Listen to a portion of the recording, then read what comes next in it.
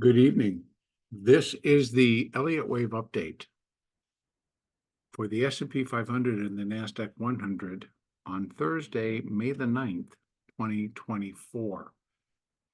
And markets continued to move higher as expected and did bring a little bit of clarity to the 4-hour chart, which is where I'm starting, and here in the S&P in the future.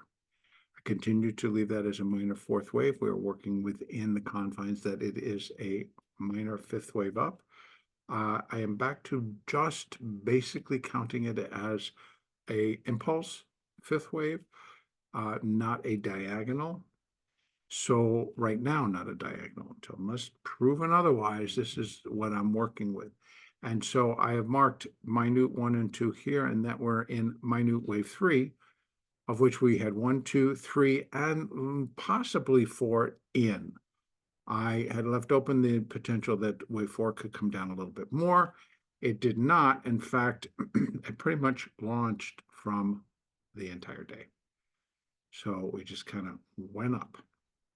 So I brought that 4 back over to here, dropped the third, which the Fibonacci for this third, and brought that down and now added the Fibonacci's that go for minuet wave 5.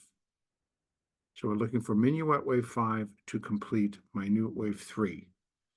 Once we're and that area now has kind of gotten refined. And primarily, I would say that the weight sits on this lower end. This is for tomorrow now, right? Because we have an expiration. 5226 was the call wall in for the ES, the equivalent of 5200 in the SPX. The XPX closed at 5214. So a lot to be said there. Now, what I'm looking for from here is, number one, tomorrow is an expiration. And let me just double check. And I want to make sure that that's really, we don't really have anything else. We have consumer sentiment at 10 a.m. and we have Chicago, we have Fed governor and president out talking, and also tomorrow at 2 p.m. Eastern, the monthly federal U.S. budget. Like, okay, I've never really seen that have any big stories to tell, but it might tomorrow. But that's later. Okay, so without all of that, we are under the influence of just the pure expiration and what's going to happen to the components. Now, again, looking for a completion, and this could be, then I can go right down into here. Actually, I just bring it down to the hourly chart, and let's go in and take a look at the inside of this thing. There you have ABC and the 4 right there. Then we have 1, 2. 2 was deep. But it really kind of came in right up until before we opened. And look at that cross. I was like, pretty amazing, right? And just set the stage. So very important because, well, we still had to leave open, right? Because here's where we actually opened. And we tried to go down. We tried to, then it lit and then stayed lit, a couple of hours here and there. Now, what does that look like? That's the 4. I got a 1, 2, and a 3, maybe. We get a little 4, and then we get a 5. That finishes 1, 2. We get a 3 up into here, a 4, and a 5. So I'm really looking 5270, 5287. Now, again, I think it was up fairly and it came down because the high today was 5244, and it came down close to 40. Still not bad, but I'll move up into here. Otherwise, we're going to have to be satisfied with 1, 2, 3, 4, 5, and I think that 5 could get us up into this zone, if not all the way up to 5287, 5290. So what's up next now, right? Remind you, I just said to myself and out loud, that 5226 was the equivalent of the 5200 call wall in the SPX. So, and also we had one in the spiders, all have been exceeded.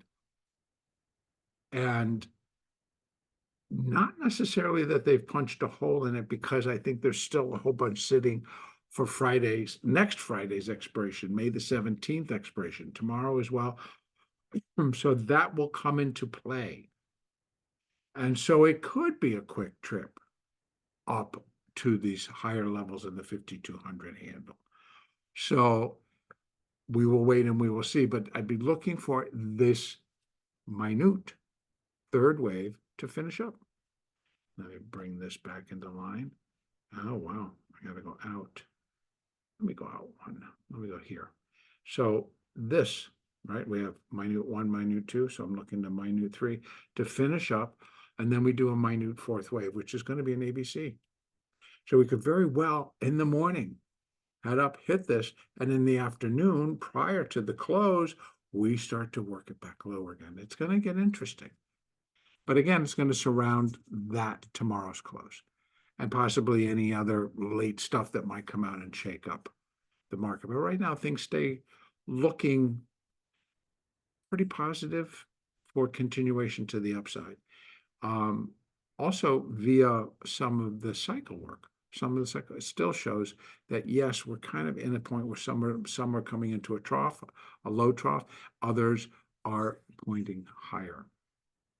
Eventually, I still think that we may see the market come down into late May, but I think leading up to the 17th expiration, that's the next big one, and that's the monthly May expiration, a week from tomorrow. So that kind of leaves us with a very strong picture that upside holds. So, because I think a lot of things come off next Friday versus tomorrow. Okay, so, but for tomorrow, I think they kind of tried to light a fire under Apple, and now they're a little bit closer to 185 versus 182.5. So, but that I believe may still be in play. We've seen stranger things in Apple, but they could push. They could 185, 187.5. They've got all these different markers that they may try to play with, and then you can always check in with the options to see how volatility is acting. Now, the last expiration, Apple actually topped early and gave a stronger signal that, the call buying had ceased, and now there was calls declining. And that also kind of put a top in for the S&P. Kind of topped, and then everything kind of last Friday went into not a massive letdown, but, you could see off of the highs, and it sets up a lot of positions for traders that might be day traders, option traders, etc. So again, I will be watching to see what happens in Apple tomorrow. Back in the S&P, I think that, yes, we stand a good chance of getting ourselves up to 5270 to 5287, somewhere either just below or just above all of that. I don't think we want to necessarily, I don't think the market necessarily wants to go and knock on that 5,300 door unless there's just going to be this massive shove from a clean break below. So for the ES, I would think that we still have to use at least 20, so that 5320 and above level would push on that 5300 call wall in the SPX. And it'd be pretty amazing, since today's the first day we've actually closed above the call wall, which has more meaning next Friday. So I'm also watching to see if anything, they start rolling, and they just start rolling up to the 5300, or 5320, 5325. I don't know, whatever they're going to use. So again, could be an interesting day tomorrow, and it could be an interesting week next week. And that's really when all of the fireworks as far as economic data comes out is next week. On the moving average front, let me open this back up to the 4-hour chart, and let's take a look inside. And what I see is, we were looking for it, we got it, and it just sliced through like, hey, you can join me if you want. and it's now it's gained speed, which also does continue to support that we will march our way higher. We're not getting any breaks, any signs. Everything is in perfect alignment. There's the 13, the 20, the 50, the 200, all now. Even the 200, you can see is arcing. So still, we're in good shape to go to the upside. At least that's via the 4-hour chart. Let's go see what the daily looks like. Usually that'll be the spoiler. So right now, nope, the 200's way down here, but it is chugging. It's kind of, you know, this is an ocean liner, and it takes a lot longer for it to kind of turn and get vertical. Turn into the wave. It's not ready to turn into the wave, so hopefully it won't be capsized and actually start turning down. But we have it is basically in alignment. There's the 13, there's the 20. They are kind of joined together at the hip right here, and there's the 50, all moving nicely, curving, going into the up direction. So this could be the finish. We could be there, and there could be enough upside momentum to just, again, a great deal is going to determine as to what happens at these very important levels. And so we could get reversals off of any of them, or where it absolutely reverses and they pile in. Now, mind you, there are some individual stocks which are showing on a cycle basis a lot of strength to the upside, and a lot of them are the big boys. So things to keep an eye out for. Either we are seriously working towards it, and I know nobody's going to believe this is coming out of my mouth, working towards a breakout point, but then again, I am, and I'm looking for it to break above 53.33, which is the current all-time high, and do so in the fifth wave. What we're not actually have to be solid on is, like, we're working the 5 up. We've got all of our levels, but we have levels that take us much higher. And see the 5, he's still sitting way up there waiting. So I'm not going to call anything at this point, but I do have levels of which should be pretty sticky resistance. And if we get failures off of those levels, particularly this one, you know, and then this one, I mean, if they start, and if they blow through these call walls in a notoriously slower volume-wise market time, which is usually the month of May, for whatever reason, the month of May. And so all these things can happen. So I'm not counting any of this out. You know, cycles are doing their work. And so again, I'm just kind of coming into the daily and the 4-hour, and we'll work on the bigger picture over the weekend. How about that? All right, so I am going to move on over to the NASDAQ. And here again, not as strong a finish. I mean, it was, but it appeared stronger to me in the S&P than in the NASDAQ. So let's take a look. There is minor 4, so it's still looking for a minor 5th wave up. And we have 1, 2, 1, 2, but I've taken that one down because we're no longer looking to see, well, how was this third wave going to look? It appears to me that it's done. There's the 4, and we're now moving up in the 5th. Now, it hasn't broken above that. So, I mean, it tried a couple times, but I needed to get above 18,242 and solidly above, comfortably above, to put in enough support and then extra energy to get it back above 18,275. So, and actually 266 is that high, but I would like to see it above that nice big round number at 275 and keep going. That would then suggest, here we have it, the minuet 5th wave, and this would go along with it, right? So the minor 5th wave, 0.618 when compared to the first, comes in at 18,369, 370. So you can open that window a little bit if you want. And here, the best way I can count this on the 4 hour, and I'll drop it down to the 1 hour so I can see it just a little bit cleaner. There's the 4, 1, 2. And then we get another 1, 2, and then another, and it just kind of is like wedging its way up here. So it continues. I have to be honest with you. When I look at it, it's like, okay, this could be A, B, C, A, B, C, B. If we don't take this out, it could be a B wave, and we turn and we come back down to 18,072, maybe a little bit below, and then rally. So that's why I was saying that sometimes the S&P is looking a little bit stronger than our pals over here. Now, that doesn't mean that this could be 1, 2, and this is 1 of 3, 2 of 3, 3 of 3. I mean, seriously, because this is the NASDAQ. So leaving it right now, these are minuet 3, 4, sub-minuet 1, sub-minuet 2 of 5, right? Minuet 5. And then we get this little bit of a diagonal going, but I don't think it's over. So is it really 1, 2, 1, 2? This can't be 1, 2, 1, 2. So I'm not sure what all this is in the middle. But I'd be looking. Let's just take a peek at the 15-minute chart and see what that kind of tells us. See, that to me is not.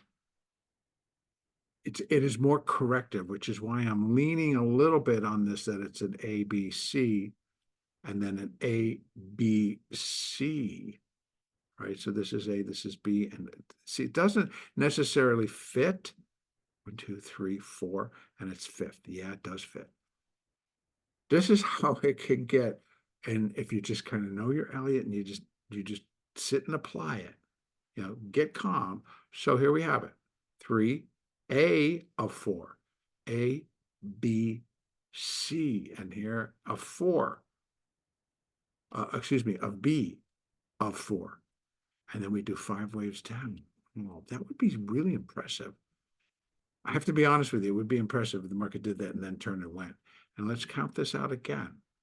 If this is the A wave, A of B, B of B, and then we've got 1, 2, 3, 4, 5, 1, 2,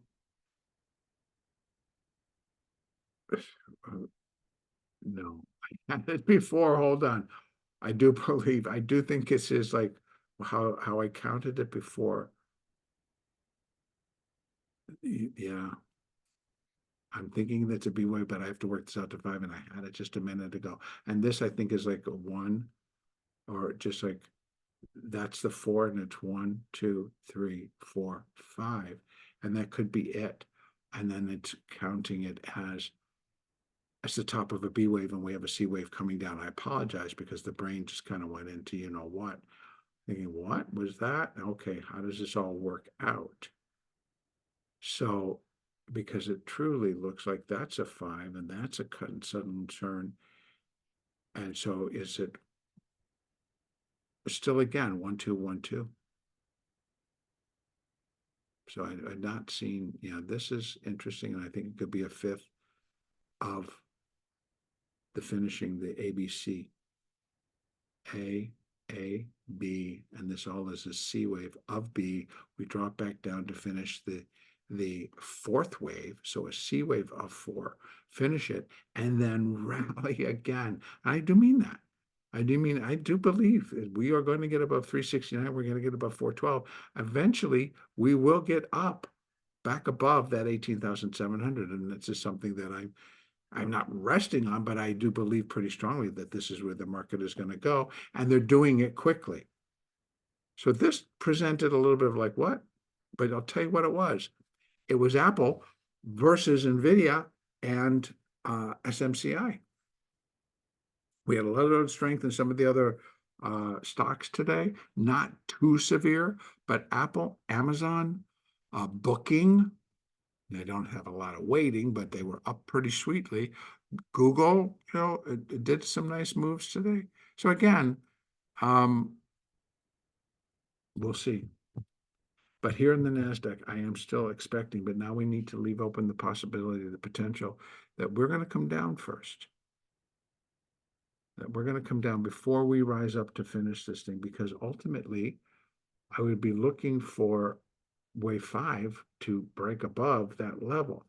And if this is the 4 and this is 1 and this is 2, well, it could be. To be honest, let's just bear with me. This is my process. And I go from there and I go to a line chart. And I got an ABC coming down. Then I got a 1 and a 2. And a 1, 2, 1. Yeah, then it just kind of wedges itself up into this.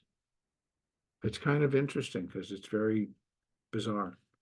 And basically appearing that it likes to and wants to move down. We'll have to wait and see. So leave it open for right now. We'll find out in about 12 minutes, to be honest with you. So right now, I'm just going to leave that open, that we have the possibility of dropping back down. Would be pretty much flat, not totally. So we got 18,072, and I know we have something right below it. So probably around, 60, I want to say 55 down to 50 or 45.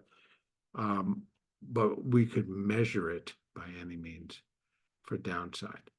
Upside, we have here. Actually, there's the first one for that fifth is 18,468. And you may wonder, how are you going to get there when you're doing that? So that's why I think we go down first and then we just launch. Okay, moving averages, they're all doing great. You can see here on the 15-minute chart, happy as a cucumber, right? That gets flat because of the nature of what the market did, but all still in alignment to continue to move higher. That's the 15. The 1 hour, thank you. Pretty much the same, except now, look at that. Look at that 200. Catching up on the hourly, just like caught fire. And everything is still in alignment there. Let's look at the 4 hour real quickly. Same, see, got that 50 above that 200, and they're both going to now just join the party and head higher. Looks like, so now the NASDAQ is behind. Maybe the daily has not turned yet. No, look at that. The daily has not. You got the 13 and the 20, both just still right underneath the 50. Stubborn. So maybe it comes down and then it launches, or it launches from here. But it's kind of a weird pattern. But I cannot say that it doesn't. In other words, it doesn't come down or it just keeps going up. That's the deal. All right. I'm going to finish it up right there. The next Elliott wave update will be on Monday.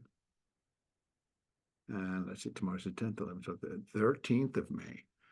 I hope to get a big picture update. I probably need to change the name because it's not necessarily I'm going to go out to the big picture, because I just think it's the mechanics and everything inside just our ongoing picture. So I may try something a little bit different over the weekend, but still do it as a podcast. All right, everybody, have a great trading day tomorrow. And the next update will be on Monday.